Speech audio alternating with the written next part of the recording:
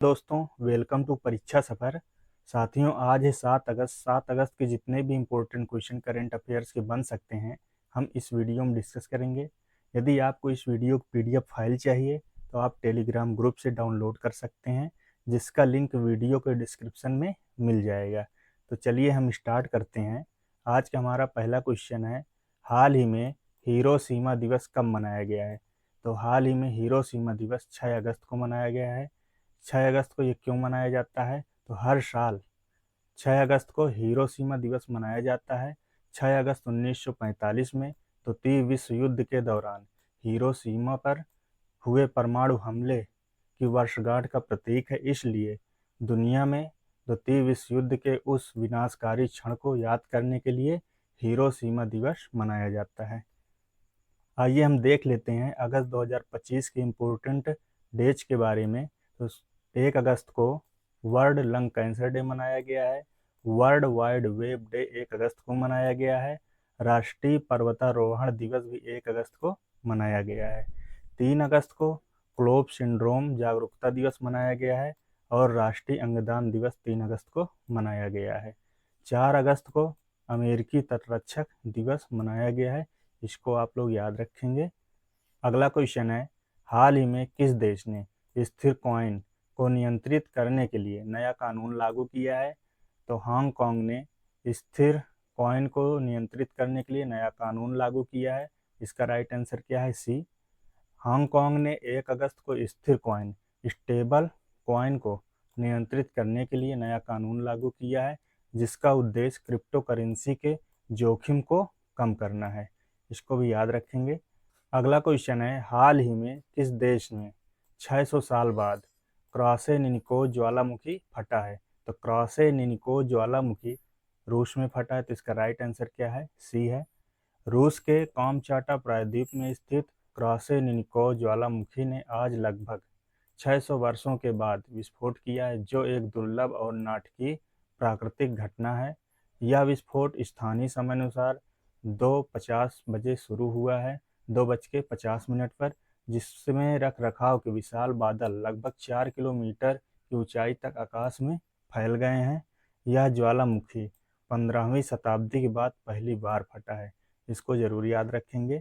अगला क्वेश्चन है, हाल ही में इंडसइंड बैंक के नए प्रबंधक निदेशक और मुख्य कार्यकारी अधिकारी किसे नियुक्त किया गया है? तो राजीव आनंद को इंडसइंड बैंक के नए प्रबंधक और सीईओ के रूप में नियुक्त किया गया है। इन्होंने भारत में निजी क्षेत्र के अग्रणी ऋणदाता इंडसइंड बैंक ने राजीव आनंद को अपना नया प्रबंधक निदेशक और सीईओ नियुक्त किया है। इनका कार्यकाल 25 अगस्त 2025 से शुरू होकर 24 अगस्त 2028 तक रहेगा, जो कि 3 वर्ष तक रहेगा, जो बैंक की आगामी आम बैठक में शेयरधारकों की मंजूरी पर निर्भर करेगा। कुछ इम्पोर्टेंट नियुक्तियों को भी देख लेते हैं। डॉक्टर मयंक शर्मा ने वित्तीय सलाहकार का पदभार ग्रहण किया है। संजय वात्स्यायन ने नौसेना उप प्रमुख का पदभार ग्रहण किया है। विक्रम साराभाई अंतरिक्ष केंद्र के नए प्रमुख के रूप में ए राजराजन को नियुक्त किया गया है। खालिद जमील को सीनियर पुरुष राष्ट्रीय फुटबॉल टीम का मुख्य कोच नियुक्त किया गया है। संसद टीवी के नए सीईओ के रूप में उत्पल कुमार सिंह को नियुक्त किया गया है। अनुराधा ठाकुर को आरबीआई केंद्रीय निदेशक मंडल में निदेशक के रूप में नामित किया गया है। एसोचैम के ने निर्मल के कुमार मिंडा को वरिष्ठ उपाध्यक्ष नियुक्त किया है। इंदिरा गांधी राष्ट्रीय मुक्त विश्वविद्यालय में नया कुलपति प्रोफेसर उमा कांजी लाल को नियुक्त किया गया है। ये इम्पोर्टेंट है, इनको भी आप याद रखेंगे। अगला क्वेश्चन है, हाल ही में भारत का पहला एआई संचालित आंगनबाड़ी केंद्र का उद्घाटन कहाँ हुआ है? तो ये महाराष्ट्र में हुआ है। एआई संचालित आंगनबाड़ी केंद्र का उद्घाटन हुआ है। तो इसका राइट आंसर क्या हो जाएगा? बी। एआई संचालित आंगनबाड़ी केंद्र का उद्घाटन महाराष्ट्र के नागपुर जिले की हिंगना तहसील के वडधामना गांव में एआई पासवर्ड आंगनबाड़ी केंद्र की शुरुआत की गई है। यह नागपुर से करीब 18 किलोमीटर दूर है। यहाँ के मुख्यमंत्री कौन है? तो मुख्यमंत्री देवेंद्र फडणवीस ने इस आंगनबाड़ी केंद्र का उद्घाटन किया है। इसको आप याद रखेंगे। महाराष्ट्र की बात करते हैं तो महाराष्ट्र में पशुधन और मुर्गी पालन को कृषि का दर्जा देने वाला पहला भारतीय राज्य बना है। टेस्ला मुंबई में अपना पहला भारतीय अनुभव केंद्र खोलेगी। महाराष्ट्र सरकार ने विशेष जन सुरक्षा कानून 2024 लागू किया है। महाराष्ट्र सरकार ने कपास, हल्दी, मक्का किसानों के लिए हेजिंग डेस्क को शुरू किया है। भारत का पहला अंडर वाटर म्यूजियम और आर्टिफिशियल कोरल रीफ महाराष्ट्र में लॉन्च किया गया है। महाराष्ट्र सरकार 1 अक्टूबर से जियो टैग 13 अंकों वाली इंफ्रा आरडी लॉन्च करेगी। महाराष्ट्र सरकार के द्वारा शक्तिपीठ एक्सप्रेसवे परियोजना को मंजूरी दी। महाराष्ट्र की बात करते हैं तो ये है मैप में महाराष्ट्र।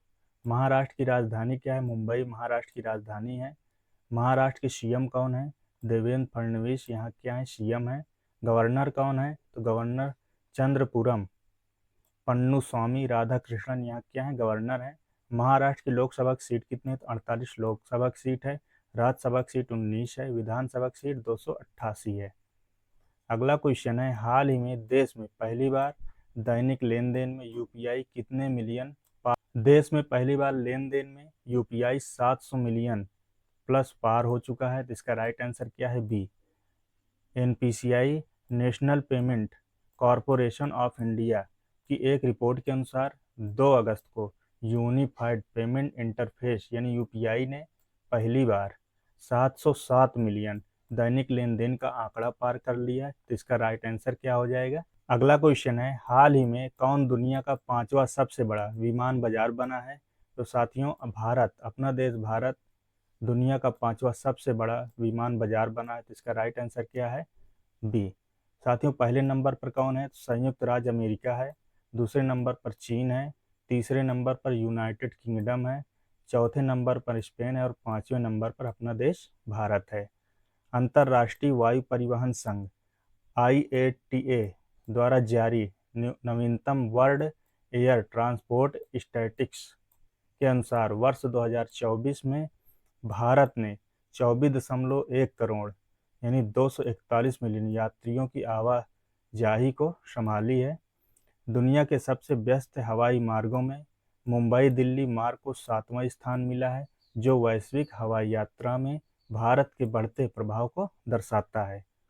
इसको भी याद रखेंगे। अगला क्वेश्चन है, हाल ही में किसने India electric mobility index launch किया है?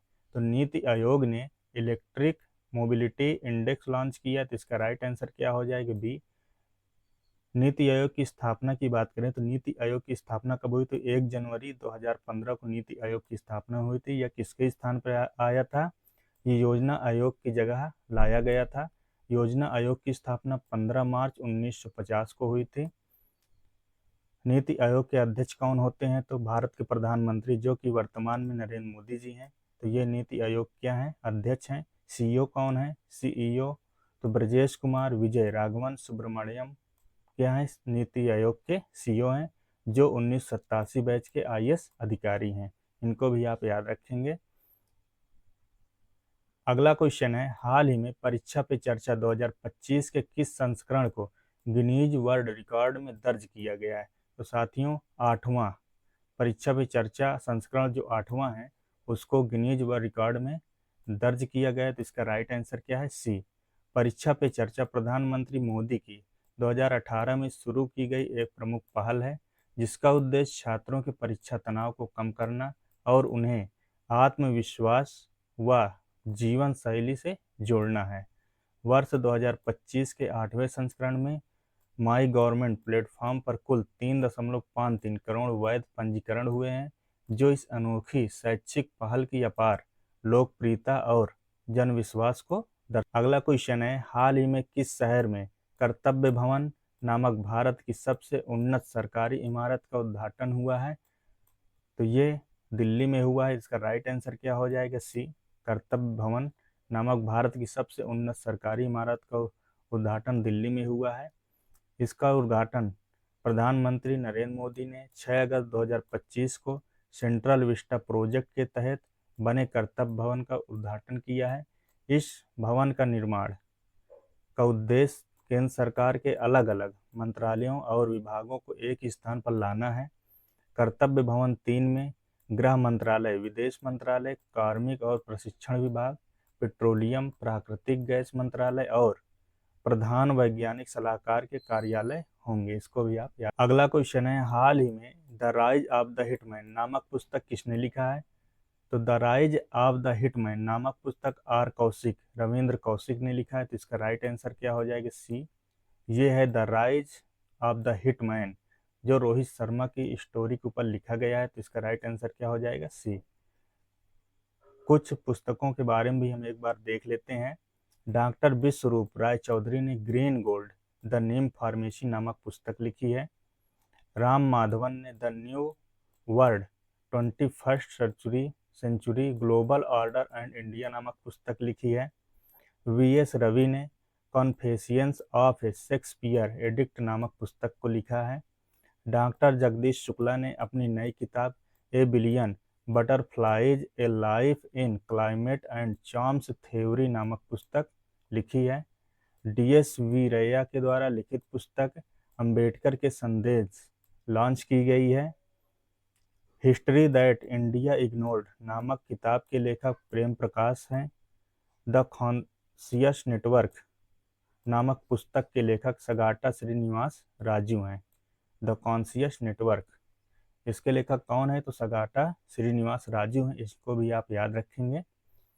ये क्वेश्चन है कल के लास्ट वीडियो का। हाल ही में पश्चिमी रेलवे ने कहाँ 155 साल पुरानी लाइन पर हेरिटेज ट्रेन फिर से शुरू की है? इसका राइट आंसर था मध्य प्रदेश में।